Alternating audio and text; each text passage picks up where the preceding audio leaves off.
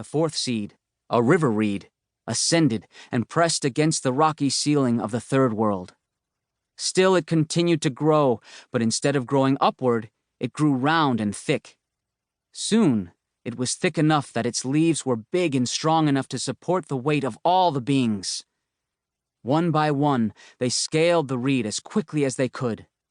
At the ceiling, the beings discovered a small hole through which they could escape the livid waters beneath them. Before they could leave, First Man and First Woman had to make sure to carry as many seeds as possible. They had no idea if the next world would be able to feed them. The seeds they carried fell out of their hands, and no other animal could carry the seeds because they had only feet and paws. It was then that First Turkey offered to keep the seeds in her feathers. When the waters rose, First Turkey almost didn't make it, as the weight of all those seeds slowed her down. First Turkey was the last one to climb up the reed that grew to the top of the sky. The foaming waters touched the tips of her tail feathers, turning them white. Seeing their imminent escape, Mother Water Monster commanded a cloud to condense and form a thick sheet of ice that covered the hole, barring their exit. Before the waters could claim them all, Coyote presented the kidnapped infant back to Mother Water Monster. The sheet of ice melted, and everyone crawled into the hole that would lead them to the glittering walls of the fourth world, wherein we, their descendants, now reside.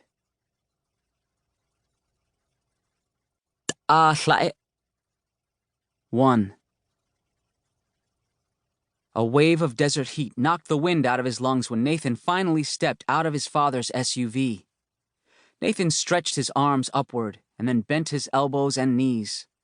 The hot New Mexican sun singed his exposed skin. He quickly pulled his shirt down to hide his belly, which pushed uncomfortably against the waistband of his stretchy shorts.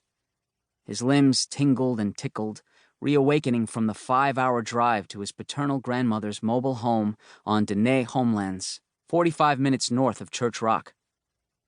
Nali, his grandma, rushed out of her mobile home, which sat in the middle of a wide, dry valley, waving her arms in large circles at him. Her flower-print skirt billowed behind her. "Ooh, Shanale Ashki!" she yelled. Nathan rushed over and hugged her. Nali always smelled like lavender and sage, which Nathan was glad to inhale over and over again. Her wrinkled hand rubbed and squeezed his shoulder. Even through his shirt, he could feel the comforting calluses on her palms and fingers. "How I've missed you," she whispered.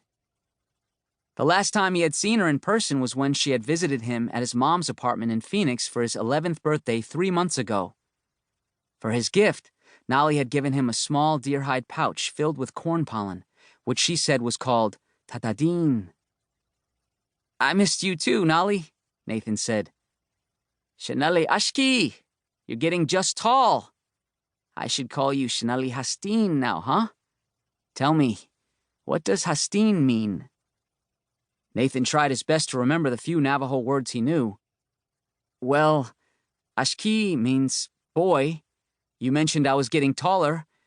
Does Hastin mean man?" "Oh, exactly. You are growing. Pretty soon I'm going to have to look up to talk to you. And after that, I'm going to have to put any girlfriend through the grandma test. She's going to have to butcher, cook, and chop wood.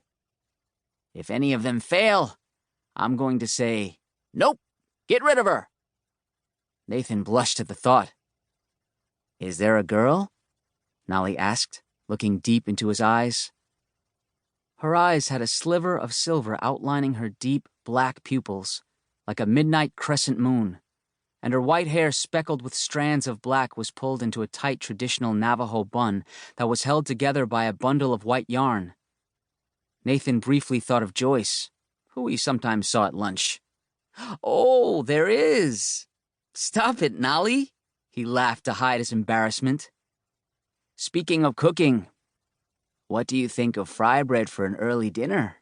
Nali said. "It's like you speak my language," Nathan said. Nathan's father was carrying 2 cases of bottled water toward the mobile home. He placed them down and hugged Nali. "Hi, Mom." "Oh, yaat